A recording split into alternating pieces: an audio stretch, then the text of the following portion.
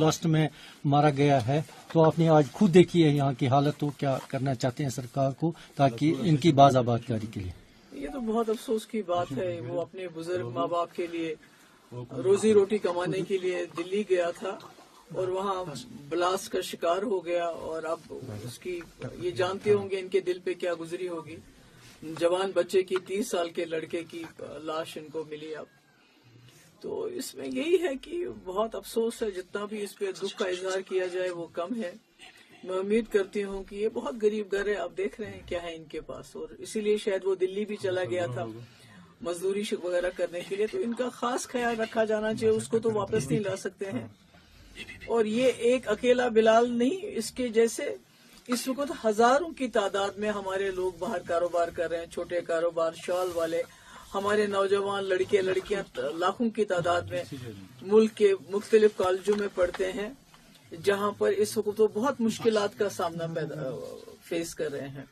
इसमें कोई शक नहीं है कि जो दिल्ली में हुआ वो काबिल मजम्मत है, और उसकी वजह से पूरे मुल्क के अंदर लोगों में बहुत गुस्सा है और बहुत खौफ भी है।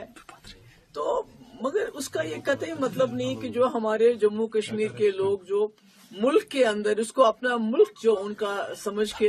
वहाँ मजदूरी के लिए जाते हैं, पढ़ने लिखने के लिए जाते हैं, मुझे लगता है उन पे गुस्सा नहीं उतारा जाना चाहिए। और साथ ही एक माँ की हैसियत से मैं सोचती हूँ कि हम लोगों के लिए, जम्मू कश्मीर के लोगों के लिए ये एक लम्हे फिक्र है कि हमारे नौजवान पढ़े लिखे डॉक्टर जैसे, जिनको इस कौम की खिदमत करनी चाहिए, एक अच्छी जिंदगी बसर करनी चाहिए, वो इतना खौफनाक रास्ता इख्तियार कर रहे हैं, इतना खतरनाक रास्ता इख्तियार कर रहे हैं, वो मौत को तरजीह दे रहे हैं जिंदगी के बजाय। तो ऐसे में मुझे लगता है जो हमारे उलमा हैं, जो हमारे मजहबी लीडर हैं, जैसे मीरवाइज साहब हैं, जैसे रहमतुल्लाह साहब हैं, और भी जितने लीडर, मैं कितनों का नाम लूं, उनको सामने आके इस पे बात करनी चाहिए कि हमारे नौजवानों को ये रास्ता नहीं इख्तियार करना चाहिए। बेशक 2019 में जो हमारे साथ हुआ, जिस तरह से 370 को खत्म किया गया, उसके बाद यहाँ के लोगों के ऊपर दबाव किया गया, एक पकड़ दकड़ का माहौल है, एक बड़ा दम घुटने वाला माहौल पैदा किया गया, मगर उसका ये कतई मतलब नहीं है कि हमारे नौजवान उस सिचुएशन का मुकाबला करने के लिए अपने जान को एक जिंदा बम बना के खुद भी जान दे और दूसरे की भी जान ले, बेगुनाहों की जान ले। ये नहीं होना चाहिए। और मैं उम्मीद करती हूँ, उमर साहब से मेरी गुजारिश भी है कि वो दिल्ली में बात करे सरकार के साथ, प्राइम मिनिस्टर के साथ, होम मिनिस्टर के साथ, क्योंकि बहुत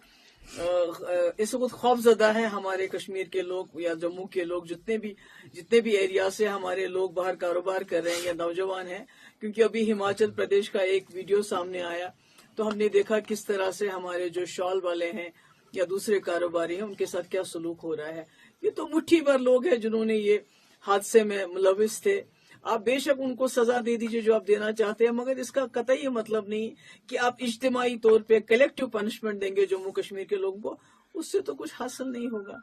हम दर्द समझते हैं, तकलीफ समझते हैं, जिनके लोगों की जान गई उसमें ये भी शामिल है, ये भी कश्मीर के रहने वाले हैं। तो मगर इसका ये कतई मतलब नहीं है कि आप उसका गुस्सा जो है आम कश्मीरियों पे निकालें। इसलिए मैं उम्मीद करती हूँ कि उमर साहब इस मसले को दिल्ली में जो सरकार है उसके साथ उठाएंगे, होम मिनिस्टर के साथ उठाएंगे, प्राइम मिनिस्टर के साथ उठाएंगे। मैं भी कोशिश करूंगी कि किसी न किसी से दिल्ली में बात हो जाए हमारी, ताकि हमारे नौजवान लड़के लड़कियां जिनको इस वक्त जहां वो किराए पे रहते हैं उनको वहां से निकाला जा रहा है, कॉलेजेस में उनकी प्रोफाइलिंग हो रही है, उनकी इन्वेस्टिगेशन हो रही है, मतलब हर तरह से उनको हरासा होता है, किया जा रहा है। तो इससे तो हालात और